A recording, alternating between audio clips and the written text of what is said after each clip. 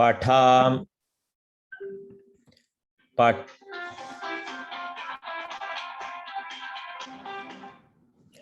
पठामि संस्कृतं नित्यं वदामि संस्कृतं सदा ध्यायामि संस्कृतं सम्यक् वन्दे संस्कृतमातरं संस्कृतस्य प्रसाराय नैजं सर्वं ददाम्यहं संस्कृतस्य सदा भक्तो वन्दे संस्कृतमातरम् संस्कृतस्य कृते जीवन् संस्कृतस्य कृते यजन् आत्मानमाहुतं मन्ये वन्दे संस्कृतमातरम् हिन्दुधर्मं समाजं च पवित्रां संस्कृतिं तथा संरक्ष्य ननुकुर्याम विश्वं शान्ति समन्वितम्।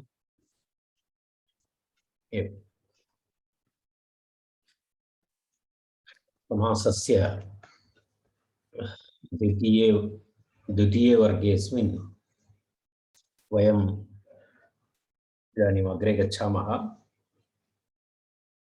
गत वर्गे वयं यत् पठितवन्तः ततः अस्माभिः इदानीम् अग्रे गन्तव्यमस्ति।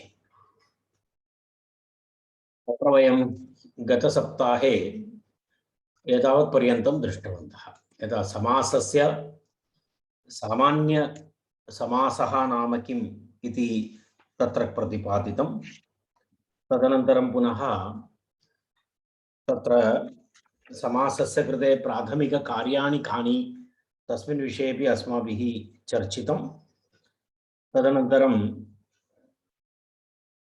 वयं दृष्टवन्तः तत्र समासे वयं पूर्वतन स्लैड् एकवारं पश्यामः।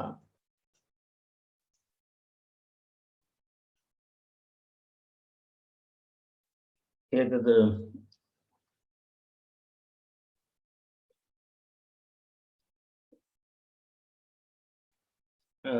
गतदिवसे वयं दृष्टवन्तः। एकक्षणम् अन्तिमवर्गे यद् ज्ञातं दृष्टं तदेकवारं पश्यामः। एतत् सर्वम् अस्माभिः दृष्टमस्ति इति अहं भावयामि। एतदपि दृष्टम् अस्माभिः। एतावत्पर्यन्तं तत्र अस्माभिः च समासे जाते पूर्वपदम् उत्तरपदं च प्रातिपदिकरूपेण स्थितं भवति इति उक्तं। तदनन्तरम् एवं भवति इति उक्तं। तावदेव वयं गतसप्ताहे दृष्टवन्तः।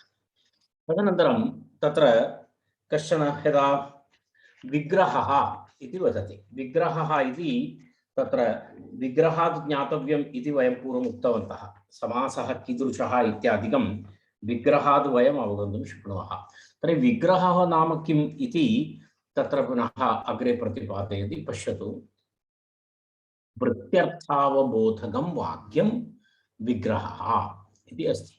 वृत्त्यर्थावबोधकं वाक्यं विग्रहः इति तत्र विग्रहस्य लक्षणमस्ति। वृत्तिः नाम तद् वयम् आरम्भे दृष्टवन्तः। वृत्तिः नाम समासादिः। वृत्तिः नाम समासादिः। तद् वयं प्रथमदिवसे गतवर्गे वयम् उक्तवन्तः। पञ्चवृत्तयः भवन्तः भवतां पुस्तकेपि द्रष्टुं शक्नुवन्ति। पञ्चवृत्तयः इति कृद्वृत्ति, तद्धितवृत्ति, समासवृत्ति, सनाद्यन्तैकशेषवृत्ति इति वयम् एकशेषवृत्ति अनन्तरं सनाद्यन्तवृत्तयः इति पञ्चवृत्तयः अस्माभिः पूर्वं दृष्टाः। तत्र वृत्त्यर्थावबोधकं वाक्यं विग्रहः। वृत्ति इत्यस्यापि एकं लक्षणवाक्यमस्ति। वृत्ति इत्युक्ते तस्य एकं डेफिनिशन् अस्ति। परार्थाभिधानं वृत्तिः इति अस्ति। परार्थाभिधानं वृत्तिः इति तत्र अस्ति एकं वाक्यं। परार्थाभिधानं वृत्तिः। परार्थाभिधानम् इत्युक्ते तत्र यदा शब्दद्वयं मिलित्वा एवम् अपरं कमपि अर्थं बोधयति इति परार्थ अभिधानं। यदा तत्र अस्ति खलु, पर्वतस्य पर्वतस्य अपत्यं स्त्री पार्वती इति अस्ति। तर्हि पर्वतः इति शब्दः, अपत्यम् इति शब्दः, स्त्री इति शब्दः एतत् सर्वं मिलित्वा पार्वती इति तत्र दर्शयति। एवमेवं यदा कृ धातोः अनीयर् प्रत्ययः भवति तर्हि करणीयम् इति रूपं भवति। तत् कृद्वृत्ति इति उच्यते, कृद्वृत्ति। एवं रामः रामः इति द्वौ रामः रामः इति मिलित्वा रामौ इति एकशेषः भवति। माता च पिता च तत्र पितरौ इति भवति, पितरौ इति भवतः।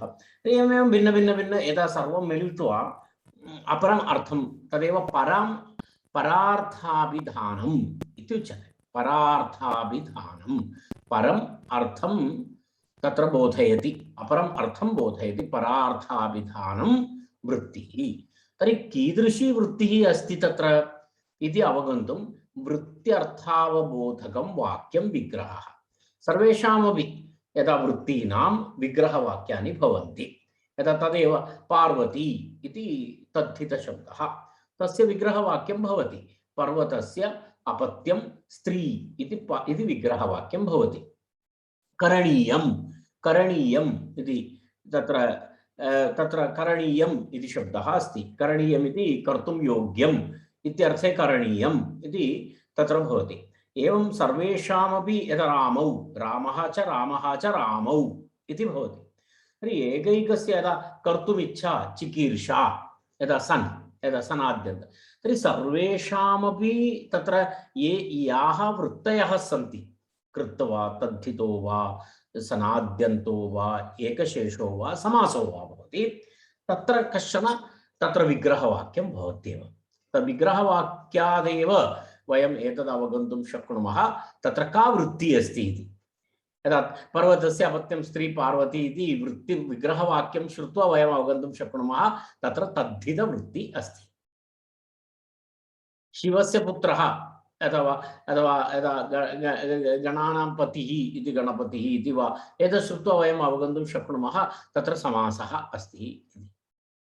तर्हि वृत्त्यर्थ अवबोधकं वाक्यम् इति विग्रहः इति उच्यते। वाक्ये यदा वयम् अस्माकं व्याकरणशास्त्रे विग्रहः इति तु प्रसिद्धमस्ति, कारणं विग्रहेण विना तत्र वृत्तीनाम् अवगमनं न शक्यते। तस्मादेव वयम् एकैकं पदं वयं तत्र स्वीकृत्य तत्र वयं तस्य विग्रहं वदामः।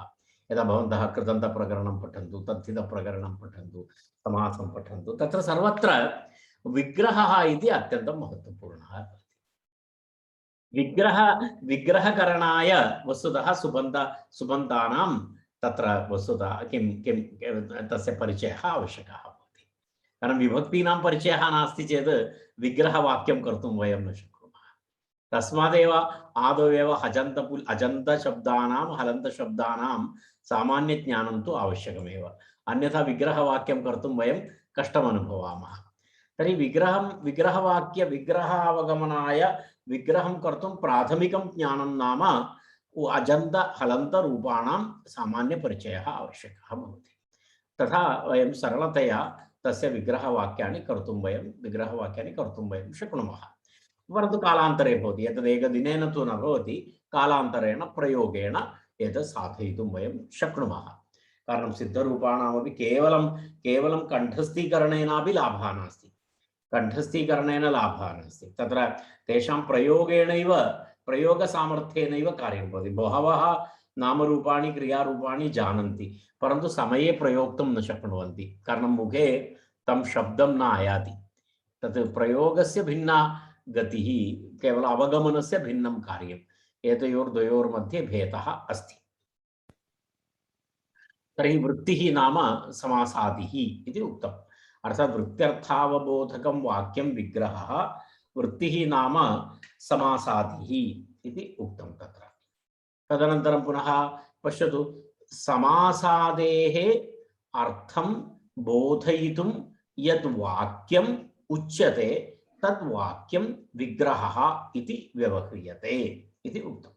अर्थात् समासादेः अर्थं बोधयितुं, समासादेः इति समासो वा भवतु, कृत्ववृत्तिः वा भवतु, तद्धितवृत्तिर्वा भवतु, एकशेषो वा भवतु, सनाद्यन्तविषयः वा भवतु, तदेव समासादेः अर्थं बोधयितुं यद् वाक्यं यद् वाक्यम् उच्यते तद् वाक्यं विग्रहः इति व्यवहारिकं किञ्चित् दर्शितवान् आचार्यः।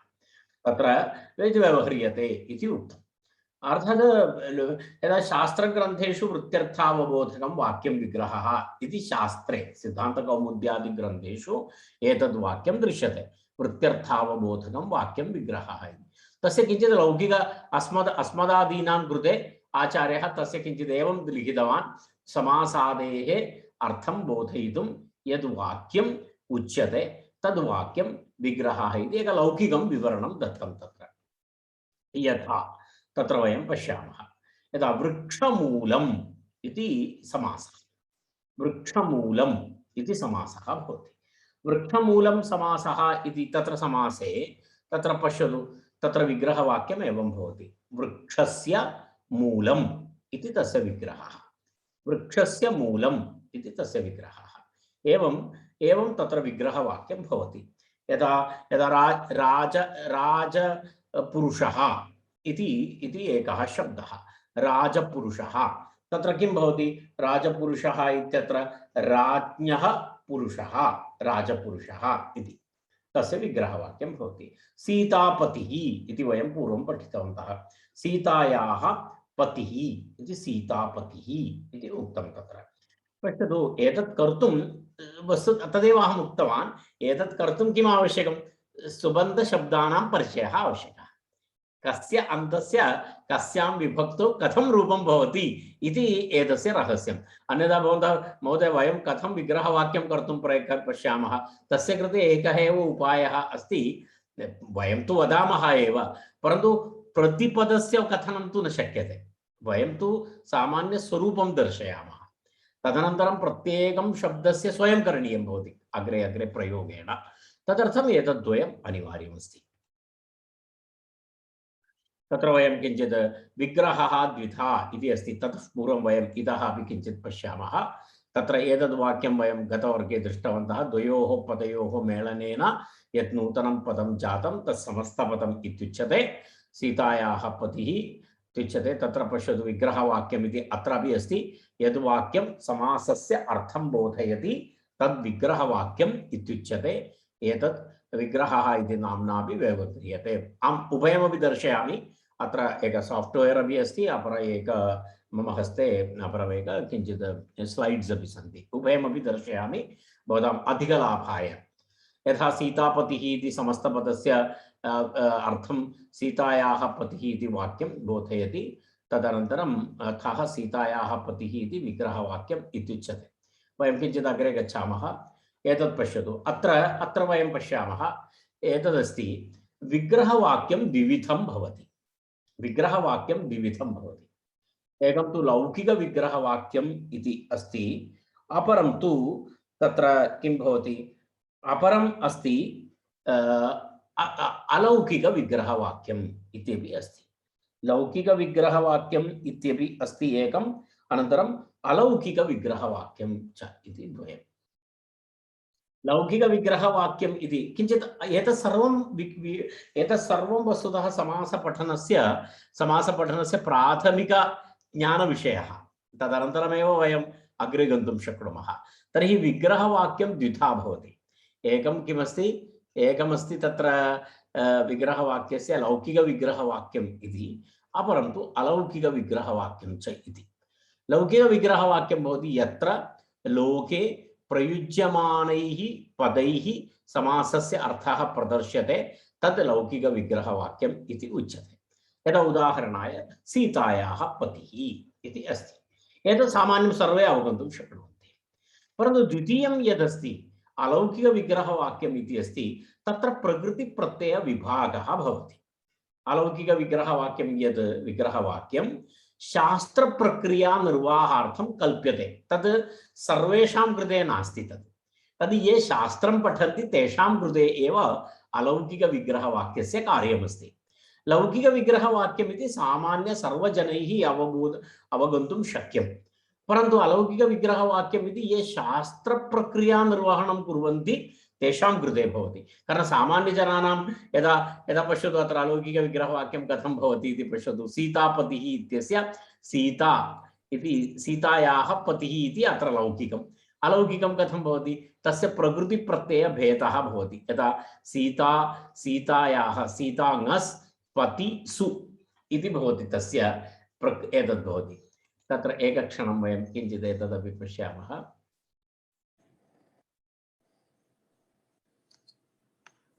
एकक्षणम् अहम् एतद् ओपन् करिष्यामि।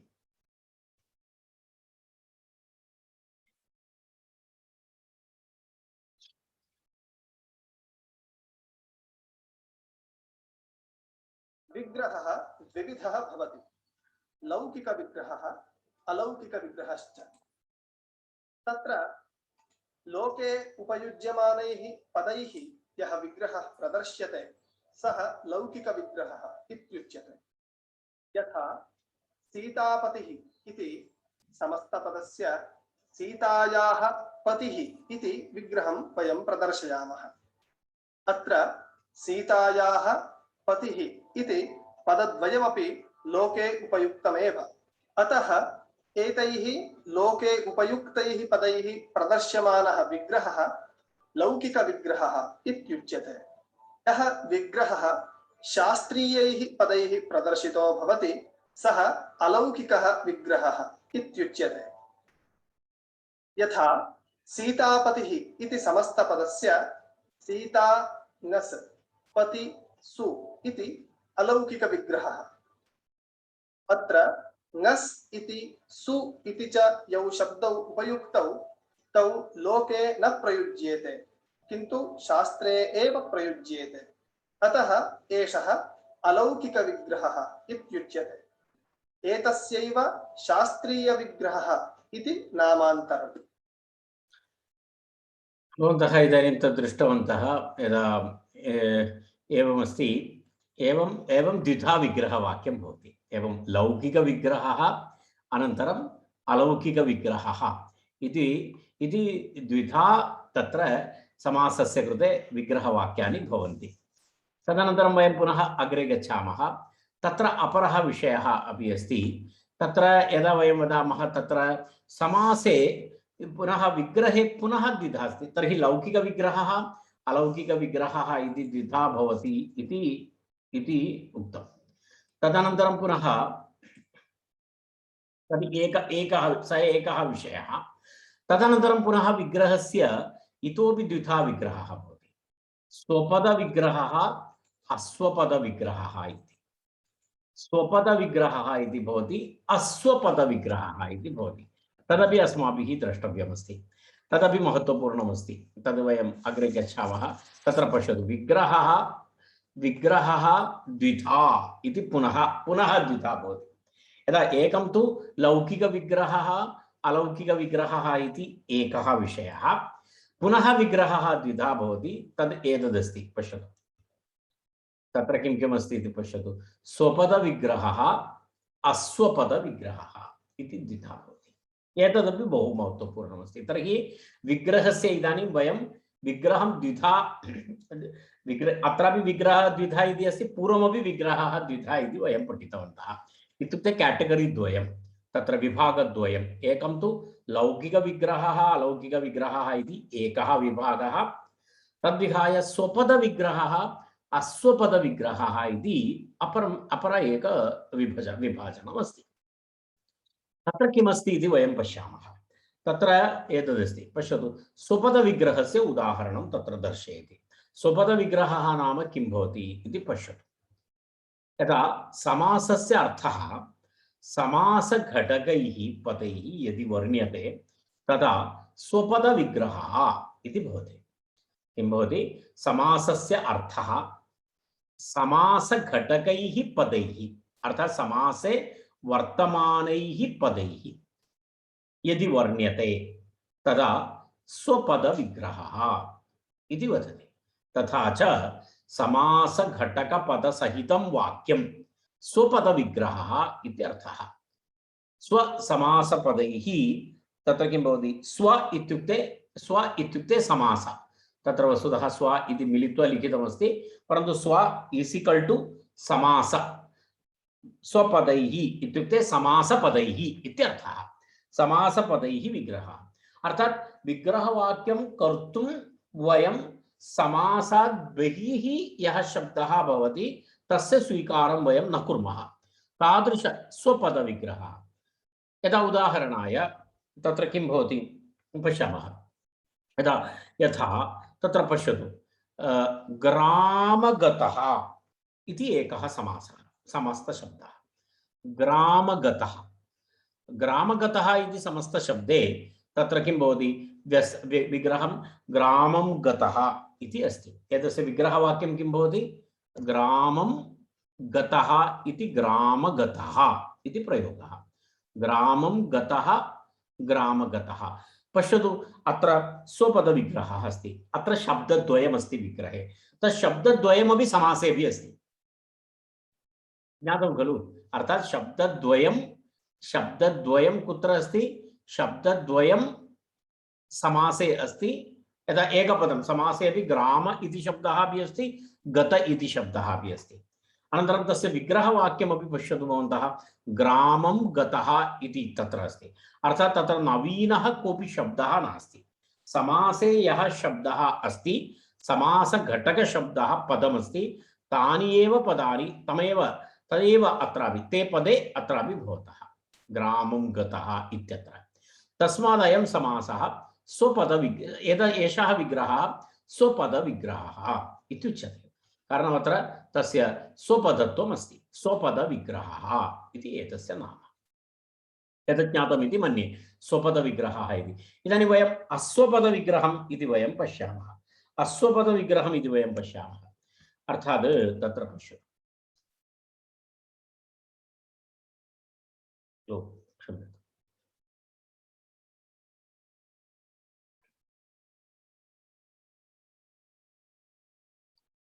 अलौकिकविग्रहोऽपि अस्ति इति उक्तम्। एतदस्माभिः दृष्टम्, एतदस्माभिः पठितं, तेन कारणेन एतद् इदानीम् आवश्यकता नास्ति। एतद् पश्यतु, अस्वपदविग्रहः इति अस्ति। अस्वपदविग्रहः इत्यत्र पश्यतु, समासस्य अर्थः समासघटकपदानि विहाय पदान्तरैः यदि वर्ण्यते तदा भवति इति उक्तम्।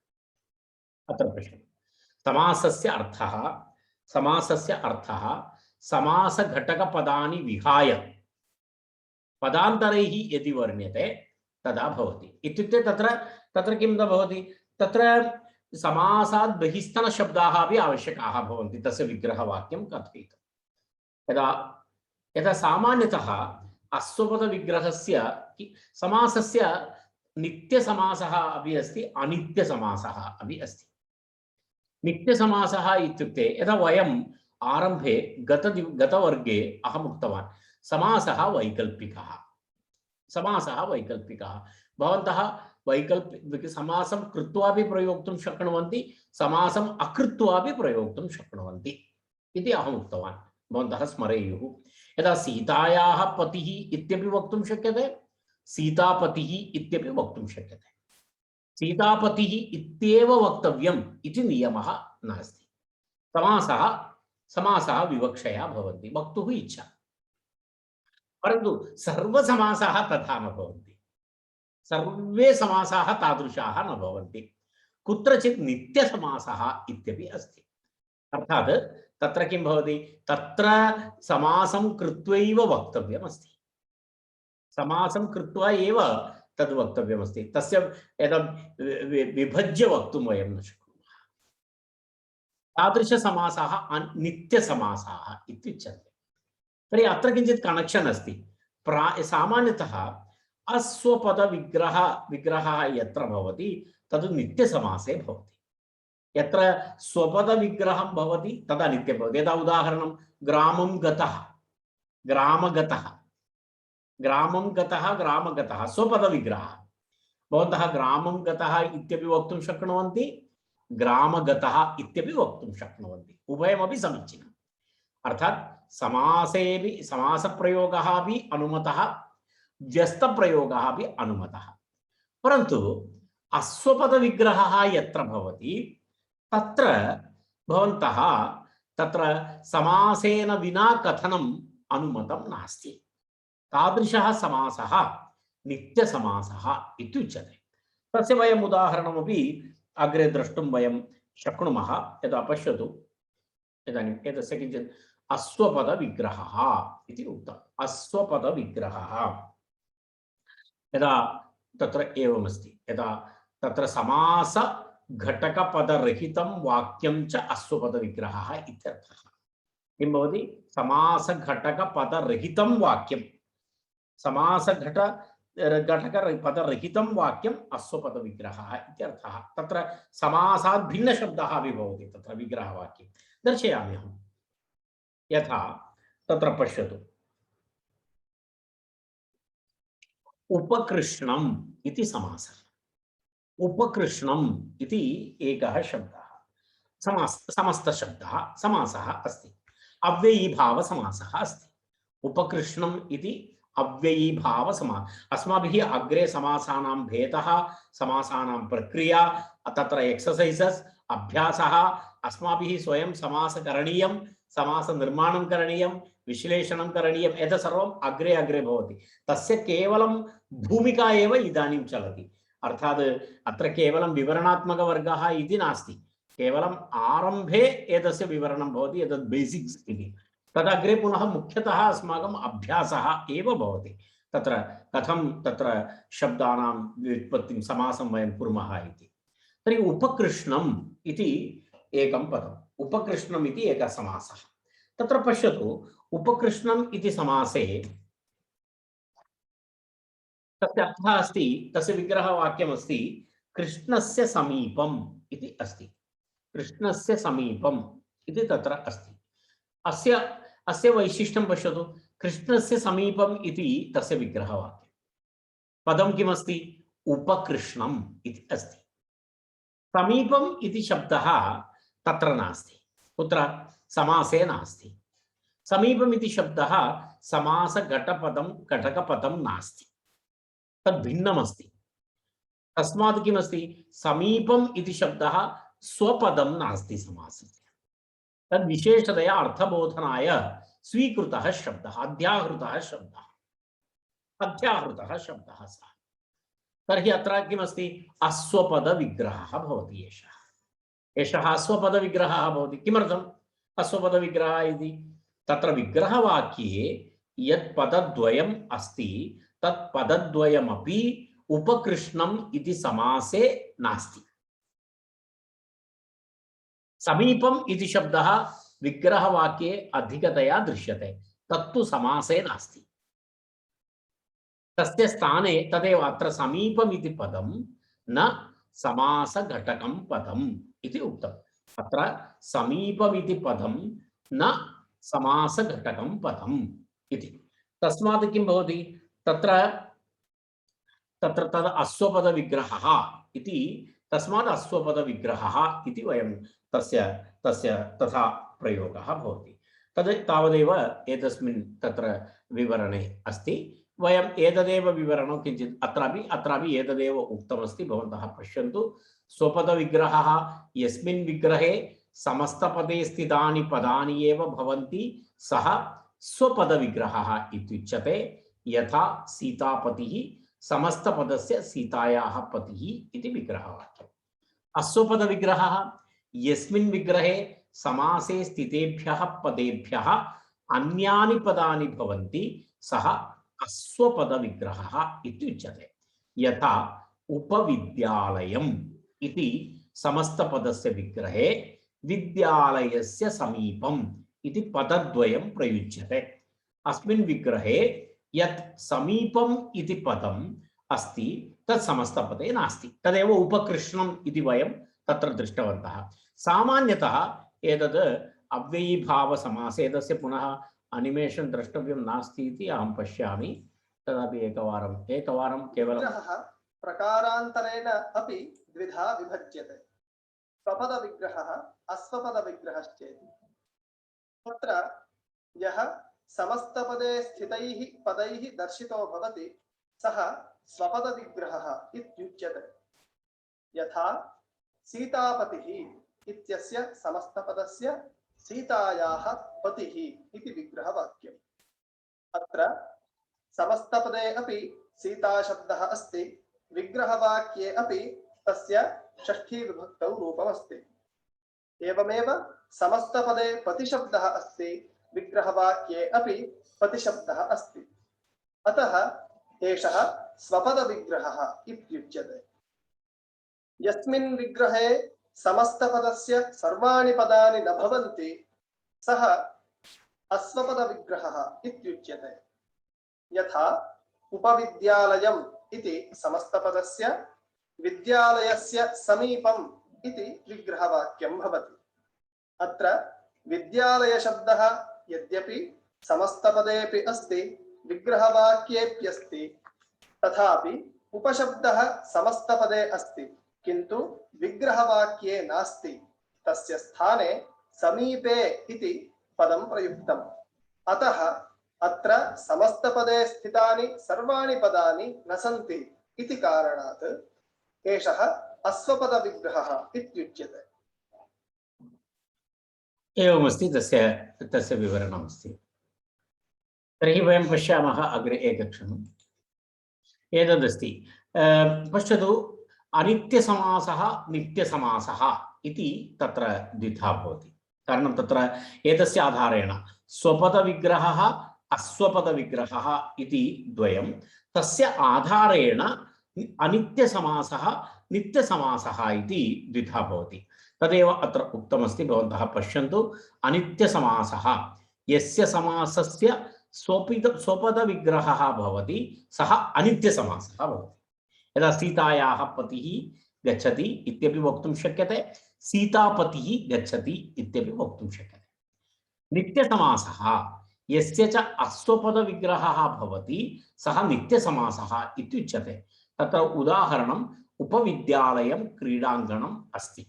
तत्र एवं वयं न शक्नुमः उपविद्यालयं क्रीडाङ्गणम् अस्ति इति वयं विग्रहं कर्तुं न शक्नुमः, यदा प्रयोगं कर्तुं न शक्नुमः। विद्यालयम् उप क्रीडाङ्गणम् अस्ति इत्यपि वयं वक्तुं न शक्नुमः। तत्र मिलित्वैव वक्तव्यमस्ति। अर्थात् तत्र समासः करणीयः इति उप अनन्तरं विद्यालयम् इति भिन्नं कर्तुं वयं न शक्नुमः। तत्र तु उपविद्यालयम् इत्येव वक्तव्यं भवति। तत्र एवं समासः करणीयः, नित्यसमासः भवति। तत्र पश्यतु कथम् एतस्य प्रक्रिया भवति इति विषयेपि किञ्चित् एकवारं पश्यामः। द्वयोः पदयोः मध्ये समासे जाते कानिचित् कार्याणि अवश्यं करणीयानि सन्ति। तत् महत्त्वपूर्णमस्ति। कारणं पदद्वयं भवति, सुबन्धपदं भवति, तत्र सुप् प्रत्ययान्तशब्दः भवति। तर्हि द्वयोः पदयोः मध्ये समासे जाते तत्र तयोः पदयोः विभक्त्योः लोपः भवति। एतत् सर्वं बेसिक् रूल्स्। अर्थात् सीतायाः पतिः इति अस्ति।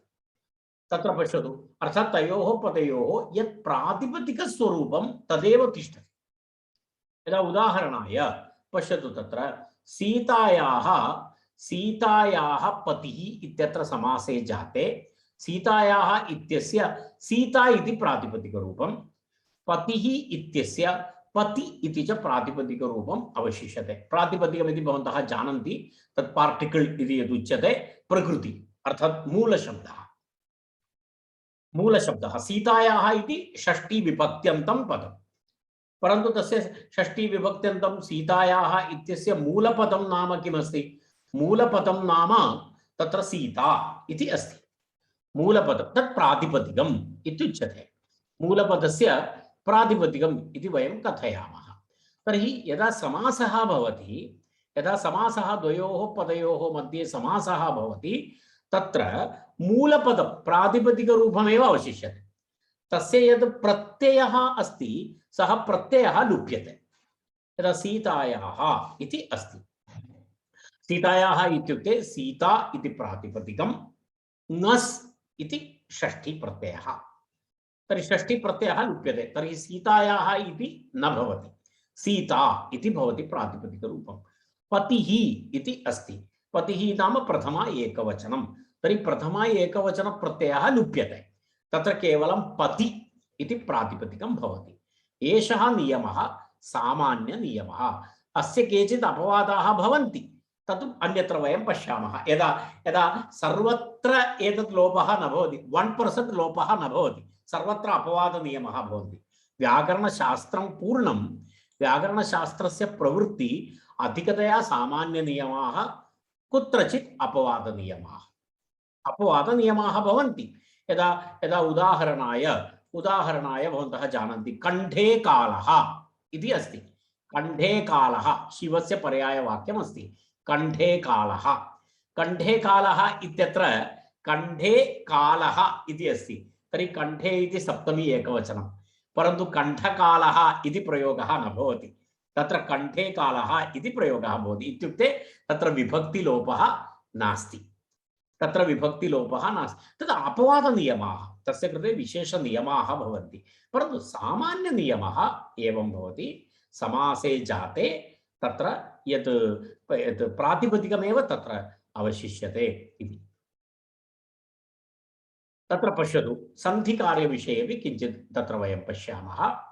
समासे जाते समस्तपदे पूर्वोत्तरपदयोः मध्ये यदि सन्धेः अवकाशः अस्ति तर्हि सः अवश्यं करणीयः इति अस्ति। यदा उदाहरणाय पश्यतु, नृपस्य आश्रयः, नृपस्य आश्रयः। तर्हि प्रथमं वयं प्रातिपदिकं पश्यामः। नृपस्य इत्यस्य प्रातिपदिकमस्ति नृप, आश्रयः इत्यस्य प्रातिपदिकमस्ति आश्रय। तर्हि नृप प्लस् आश्रय। अत्र पश्यतु, अत्र सवर्णसन्धिः भवति, अत्र सवर्णदीर्घः भवति। नृप इत्यस्य आकारः, आश्रयः इत्यस्य आकारः, एतयोः मिलित्वा नृपाश्रयः इति तत्र सन्धि भवति। एतत् सन्धिकार्यं करणीयम् इति अस्ति। अर्थात् द्वयोः शब्दयोः समासे जाते तयोर्द्वयोर्मध्ये सन्धिकार्यं करणीयम् इत्यर्थः। नृप प्लस् आश्रय, नृपाश्रय इति तत्र सवर्णदीर्घः कृतः, सवर्णदीर्घसन्धिः अस्ति। तर्हि सन्धिकार्यं समासोत्तरकार्याणि इति उच्यते। तदनन्तरं पुनः किमस्ति, तत्र अपरमपि एकः नियमः अस्ति। नकारलोपः भवति। यदि प्रातिपदिकस्य अन्ते यदि नकारः अस्ति, तस्य नकारस्य समासानन्तरं लोपः भवति। यदा पश्यतु, यदि समासस्य पूर्वपदं नकारान्तमस्ति तर्हि तस्य अन्त्यस्य नकारस्य लोपः भवति। पश्यतु, तत्र राजदूतः इति प्रयोगः। राजदूतः इत्यत्र पूर्वपदस्य प्रातिपदिकं किमस्ति? राज्ञः दूतः राजदूतः। समासः कथं भवति? राज्ञः दूतः राजदूतः। इदानीं भवन्तः वदन्तु, राज्ञः इति षष्ठी अस्ति, तर्हि तस्य प्रातिपदिकं किमस्ति? तस्य प्रातिपदिकम् अस्ति राजन्, तस्य प्रातिपदिकं राजन् इति अस्ति। तर्हि समासे जाते तत्र किं भवति? तस्य नकारस्य लोपे राज इति पूर्वपदं भवति। राजन्। भवान् सन्धिविषयं किमपि उक्तवान् मध्ये? सन्धिविषयमेव आम् इतः पूर्वम् उक्तवान्। तद् सन्धिकारणात् समासः भविष्यति वा इति संशयः। समासः भिन्नः विषयः, सन्धि भिन्नः विषयः। समासः भवति। अत्र पश्यतु, नृपस्य आश्रयः इति शब्दद्वयं। तत्र षष्ठी इति सूत्रमस्ति। तत्र षष्ठी तत्पुरुषसमासः अस्ति एषः। षष्ठी इति सूत्रेण तत्र प्रथमं समासः भवति। समासः भवति चेत् समासोत्तरम् अत्र प्रत्ययानां लोपः भवति। प्रथमं समासः भवति। समासोत्तरं किं भवति? विभक्तिप्रत्ययानां लोपः भवति। विभक्तिप्रत्ययानां लोपः भवति चेत् किं भवति? नृप आश्रय इति भवति। प्रक्रिया स्टेप बाय स्टेप भवान् पश्यतु। प्रथमं विग्रहवाक्यं किमस्ति? नृपस्य आश्रयः। तर्हि अस्माभिः चिन्तनीयं, किं चिन्तनीयम्? अत्र समासः भवितुम् अर्हति वा? तत्र समासस्य कृते यत् योग्यता अस्ति तदस्ति वा? तद् वयं पूर्वं दृष्टवन्तः। योग्यता भवति, काः योग्यता भवन्ति, तत्र अन्वयः आवश्यकः इत्यादिकं वयं दृष्टवन्तः। परस्पर अन्वितयोः शब्दयोः मध्ये एव समासः भवति। तर्हि अत्र अन्वयः अस्ति। देन् अन्वयः अस्ति चेत् नेक्स्ट किं भवति? तत्र विशिष्टं किमपि सूत्रं स्यात्। एकैकस्य समासस्य विधायकसूत्राणि भवन्ति। वयम् अत्र सर्वत्र सूत्राणां विवरणं न कुर्मः, यदा आवश्यकं भवति तत्र कुर्मः। अग्रे वयं प्राक्टिकल् इति एव तत्र पश्यामः। तर्हि नृपस्य आश्रयः इत्यत्र परस्परान्वयः अस्ति, तर्हि तत्र समासः भवति। इदानीं भवान् पृष्टवान् इति कृत्वा अहं वदामि, अत्र द्वयोर्मध्ये षष्ठी इति एकं सूत्रं, तेन सूत्रेण तत्र समासः विधीयते। देन् समासः भवति। समासः भवति चेत् तत्र नेक्स्ट स्टेप् अस्ति, तत्र एतयोः द्वयोः प्रत्ययोः सुप्रत्ययोः लोपः भवति। सुबो धातु प्रातिपदिकयोः इति एकं सूत्रमस्ति तत्र। तत्र विवरणं न करिष्यामि इदानीं।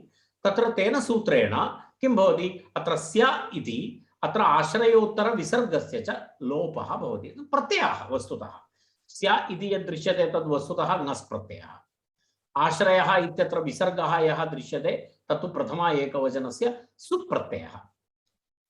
एतयोः द्वयोः प्रत्ययोः लोपः भवति चेत् नृप आश्रय इति भवति। राइट? इदानीं समासः जातः, तदा सन्धिकार्यं भवति।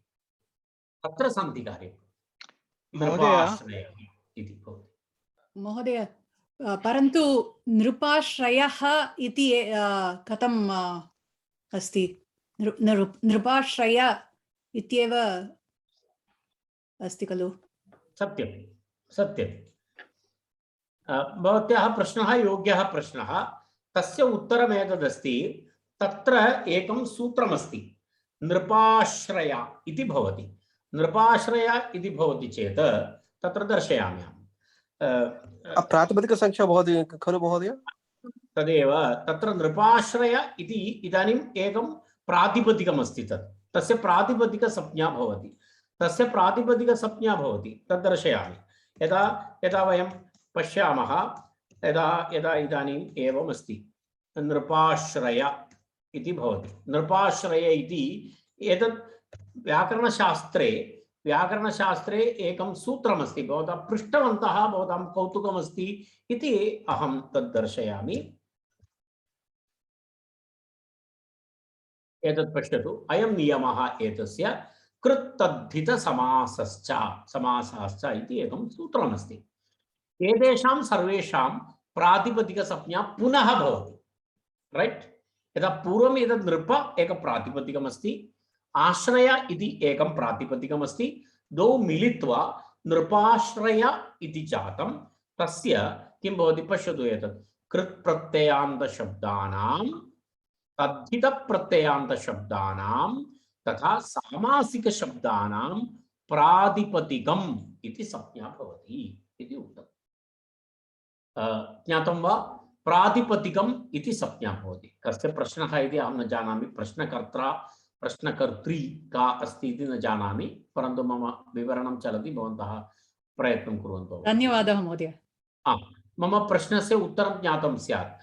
भवत्याः प्रश्नस्य उत्तरं ज्ञातं स्यात्। इदानीं कृत् प्रत्ययान्तशब्दानां, तद्धितप्रत्ययान्तशब्दानां, सामासिकशब्दानां तत्र प्रातिपदिकम् इति संज्ञा भवति। एकं नाम अस्ति, प्रातिपदिकसंज्ञा भवति। पुनः प्रातिपदिकसंज्ञा विधायकं सूत्रद्वयं भवति। एकं तु अर्थवदधातुर् अप्रत्यय प्रातिपदिकम् इति। तत् पूर्वतनवर्गेषु कदाचित् अहम् उक्तवान् इति मन्ये। कुत्र? कारकप्रकरणं वयं पठितवन्तः। तत्र प्रातिपदिकार्थलिङ्गपरिमाणवचनमात्रे प्रथमा इत्यत्र प्रातिपदिकम् इति अहं पाठितवान्। भवन्तः कदाचित् स्मरेयुः, यदा मम कारकवर्गं प्रति ये आगतवन्तः ते तत् स्मरेयुः।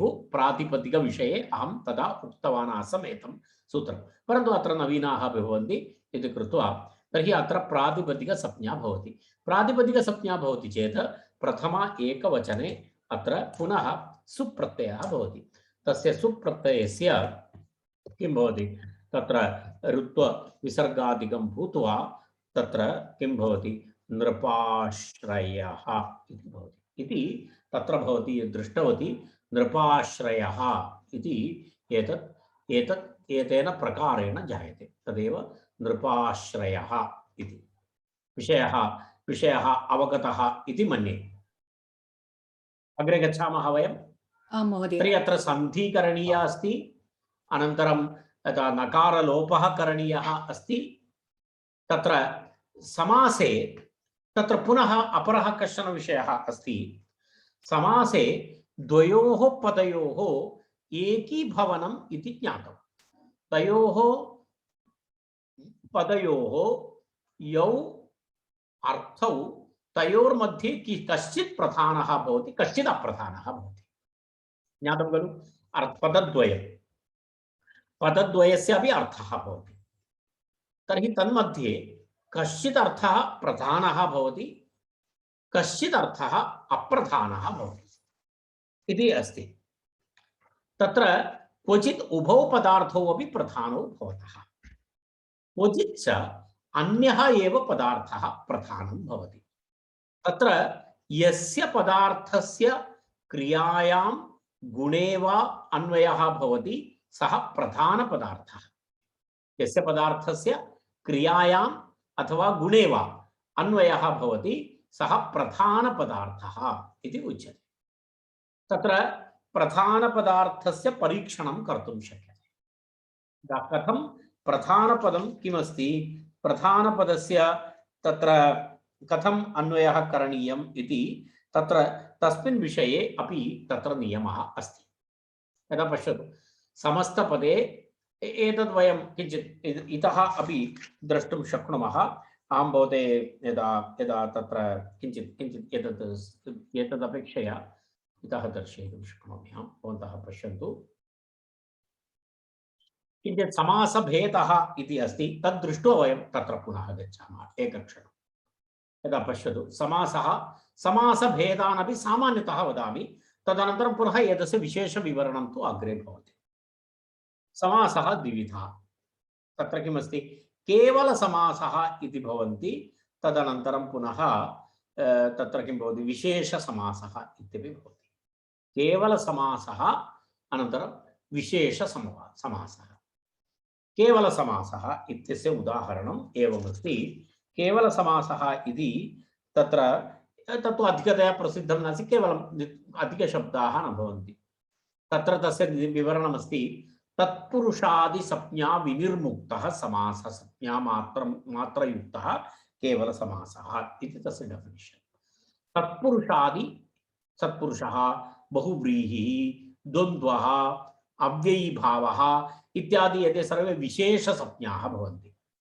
तर्हि तत्पुरुषादि संज्ञा विनिर्मुक्तः समासः, तत्र संज्ञामात्रयुक्तः केवलसमासः इति। तस्य विशेष किमपि नाम नास्ति, केवलसमासः इत्युच्यते। अर्थात् तत्पुरुष, द्वन्द्व, बहुव्रीहि, अव्ययीभाव इत्यादि तत्र न भवति, तादृशविशेषसंज्ञा न भवति, तादृशः समासः केवलसमासः। यदा उदाहरणाय पूर्वं भूतः इति अस्ति, तस्य समासः भवति भूतपूर्वः इति भवति। अयं केवलसमासः, एतस्य कोऽपि विशेषसंज्ञा नास्ति। अयं तु न तत्पुरुषः, न बहुव्रीहि, न द्वन्द्वः, न कर्मधारयः इत्यादि किमपि नास्ति एतस्य नाम। तत् केवलसमासः इत्युच्यते। भूतपूर्वः इति एतत् प्रसिद्धम् उदाहरणं। तत्र पुनः विशेषसमासाः इति भवन्ति, तत् चतुर्था भवति। तत् के इति वयं पश्यामः। ये चतुर्था भवन्ति, पश्यतु, तत्र एवमस्ति, तत्पुरुषः, द्वन्द्वः, बहुव्रीहिः, अनन्तरम् अव्ययीभावः इति चतुर्था। विशेषसमासः इति चतुर्था भवति। तर्हि तत्र तत्पुरुषः, द्वन्द्वः, अनन्तरम् एतस्य पुनः भेदाः अपि भवन्ति। इत्युक्ते एकैकस्य अन्तर्गतभेदाः भवन्ति। यदा उदाहरणाय तत्पुरुषः चतुर्था इति अस्ति, के भवन्ति तत्र इति पश्यन्तु। तत्र एते सन्ति। यदा पश्यतु, सामान्यतत्पुरुषः 7 प्रकाराः भवन्ति, कर्मधारयः भवति 9 प्रकाराः भवन्ति। तदनन्तरं पुनः यदा द्विगुसमासः भवन्ति 3 भवन्ति।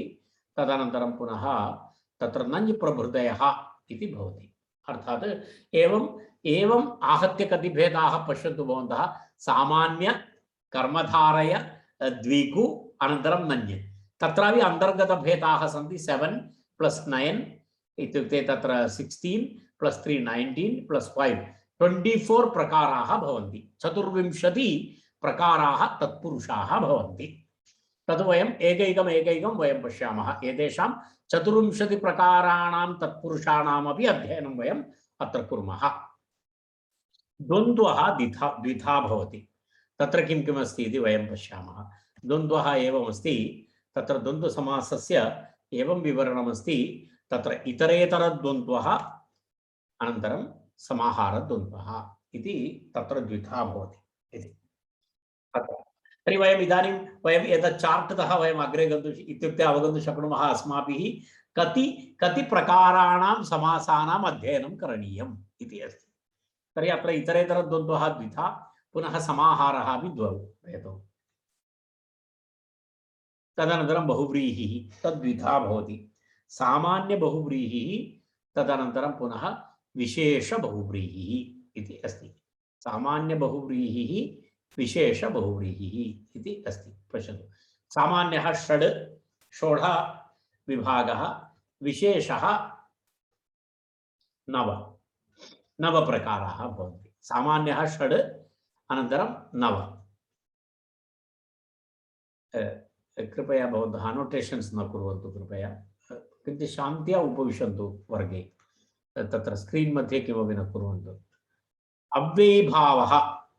अव्ययीभावः प्रायः 33 वा इति उक्तम् अर्थात् आहत्य 33 तत्र अव्ययीभावाः भवन्ति तर्हि एवं तत्र भवन्तः पश्यन्तु आहत्य कति भवन्ति इति पश्यन्तु 33 9 42 42 + 6 48 समाहारः 50 इतरेतरः 52 तदनन्तरं वयं पुनः अत्र आगच्छामः 52 + 5 57 द्विगु तर्हि 60 69 76 आहत्य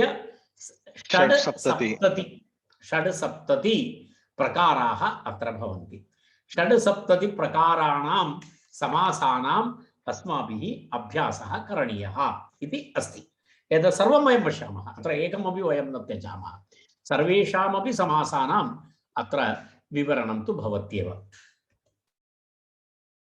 तत्र एव उक्तं तर्हि प्रसिद्धाः तत्र 12 सन्ति अस्तु नाम इदानीं किञ्चित् वयम् अग्रे गच्छामः केवलसमासः अस्य समासस्य विस्तरः नास्ति अस्य समासस्य कश्चन कोऽपि विस्तरः तत्र नास्ति विस्तरस्य शब्दस्य को अर्थः गुरवः विस्तरः इत्युक्ते तस्य विस्तरेण विवरणं किमपि नास्ति इत्यर्थः तत् सामान्यम् इत्येव अर्थः तस्य अधिकविस्तारः न करणीयः इत्यर्थः अगतिकगतौ अयं केवलसमासः आश्रीयते सर्वत्र एतस्य विनियोगः न भवति प्रयोगः न भवति यत्र अगतिकगतौ अयं केवलसमासः आश्रीयते अयमेव सुप्सुपा समासः इति व्याख्यानादिषु लिख्यते यदा भवन्तः सिद्धान्तकौमुदी पश्यन्ति तत्र सुप्सुपा इति दृश्यते सुप्सुपा सह समस्यते इति व्याख्यानादिषु लिख्यते इति एतस्य विवरणं सह सुपा इति सूत्रेण विहितः समासः इति तस्य तात्पर्यम् इति सामान्यविषयः एषः तदा वयम् अग्रे गच्छामः समासार्थः समासे पूर्वपदम् उत्तरपदं च भवतः इति उक्तं तदस्माभिः पूर्वं दृष्टमस्ति समासे पूर्वपदम् इति एकं भवति उत्तरपदम् इति भवति तत्र पूर्वपदस्यापि अर्थः अस्ति तदनन्तरम् उत्तरपदस्य अपि अर्थः अस्ति पश्यतु कदाचित् पूर्वपदार्थस्य कदाचित् उत्तरपदार्थस्य कदाचित् अन्यपदार्थस्य कदाचित् उभयपदार्थस्य च प्राधान्यं भवति एतत् सामान्यं विषयः कदाचित् पूर्वपदार्थस्य कदाचित् उत्तरपदार्थस्य कदाचित् अन्यपदार्थस्य कदाचित् उभयपदार्थस्य प्राधान्यं भवति तदाधारेण यस्य पदस्य अर्थः प्रायः क्रियया अन्वितो भवति सः अर्थः अप्रधानम् इत्युच्यते यस्य पदस्य अर्थः प्रायः क्रियया अन्वितो भवति सः क्षम्यतां तत्र महान् मुद्रणदोषः जातः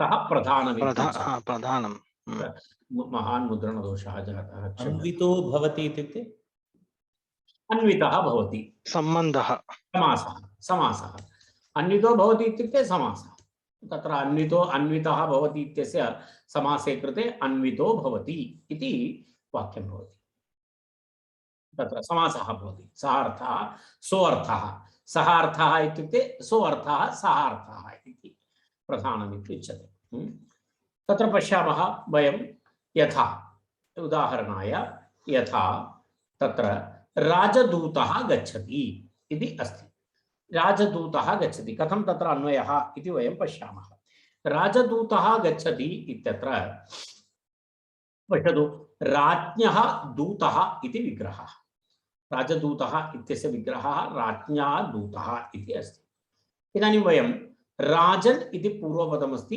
दूत इति उत्तरपदमस्ति गच्छति इति क्रियापदं योजयतु तेन सह गच्छति इति क्रियापदं तत्र अस्ति तर्हि तत्र पश्यतु गमनक्रियया दूत इति उत्तरपदस्य अर्थः एव अन्वितः भवति राज्ञः इत्यस्य नास्ति गच्छति कः गच्छति दूतः गच्छति तस्य दूतः राज्ञः दूतः इति अस्ति तर्हि गच्छति इति क्रियापदेन सह कस्य शब्दस्य अन्वयः अस्ति दूतः इति पदस्य अन्वयः अस्ति तर्हि तत्र दूतः इति अत्र गमनक्रियया दूत इति उत्तरपदस्य अर्थः एव अन्वितः भवति न तु पूर्वपदस्य राज अर्थः अत्र राजसम्बन्धी दूतः गच्छति इत्यर्थः सिद्धः भवति अर्थात् राजदूतः गच्छति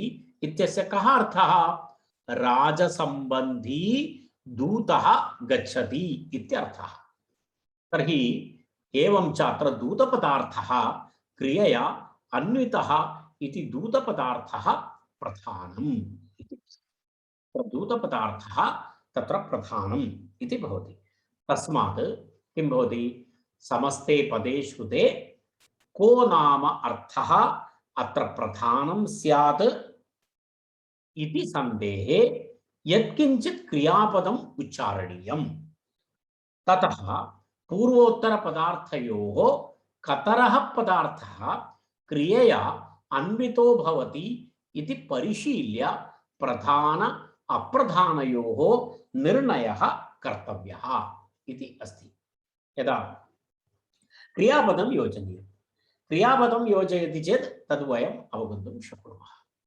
क्रियापदयोजनेन यदि कुत्रचित् क्रियापदं योजयति तर्हि उभयस्यापि प्राधान्यं भवति यदा उदाहरणं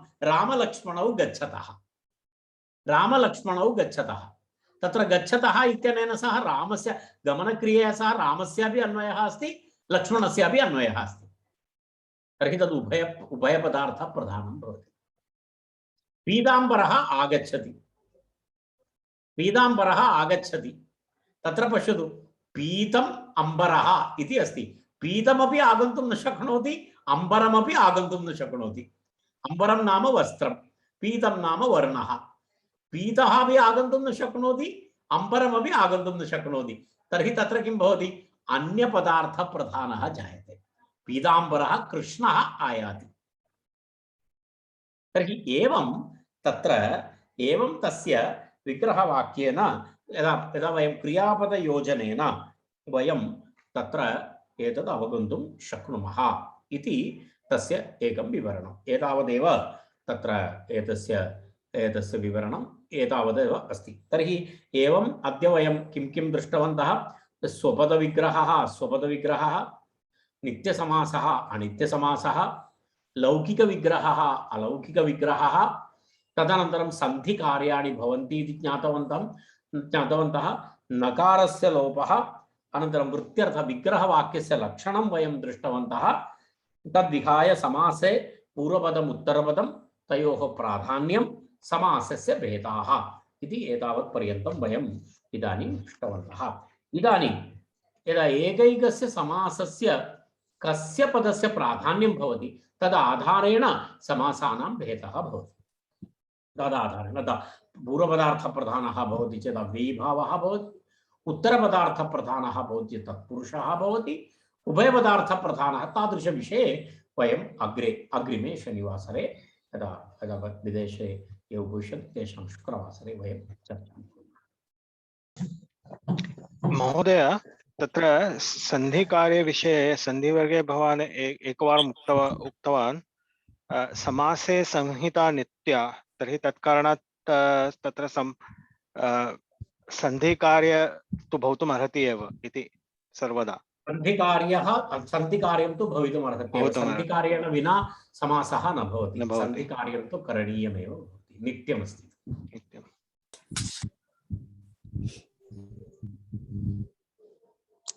अन्यः कोऽपि प्रश्नः अस्ति वा? अन्यत् किमपि भवन्तः प्रष्टुमिच्छन्ति? गुरो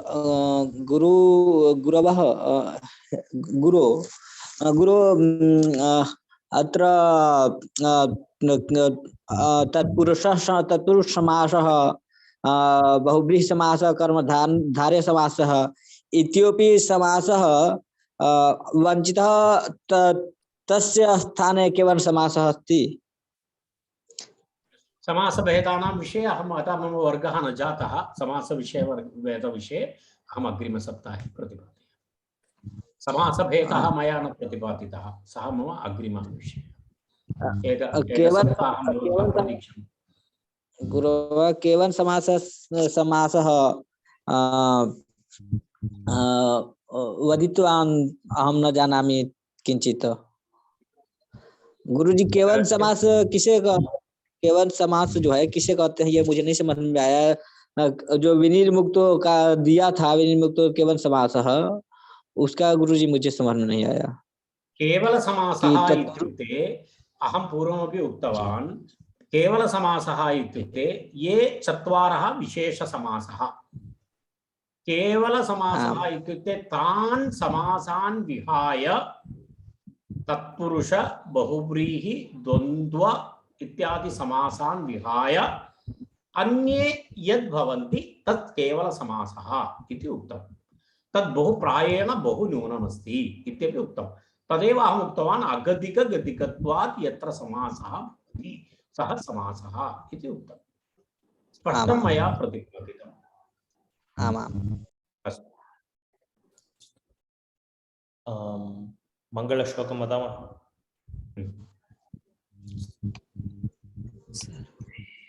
ॐ सर्वे भवन्तु सुखिनः, सर्वे सन्तु निरामयाः, सर्वे भद्राणि पश्यन्तु, मा कश्चित् दुःखभाग् भवेत्।